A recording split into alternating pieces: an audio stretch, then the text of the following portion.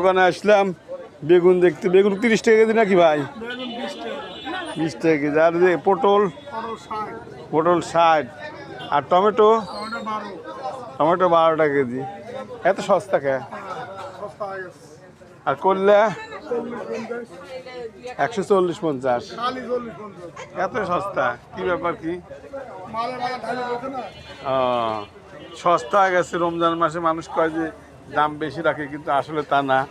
বনপাড়া মানুষ সবজি সস্তা বিক্রি করতে তাড়াতাড়ি চলে আসেন বনপাড়াতে সবজি নেওয়ার জন্য। কাস্টমার বলে পায় না, আপনারা চলে আসবেন বনপাড়াতে। শশা কত হাইব্রিড? হ্যাঁ, কত করে কেজি? 60 টাকা কেজি। এরকম সবজি। আর বেগুন 30 টাকা কেজি।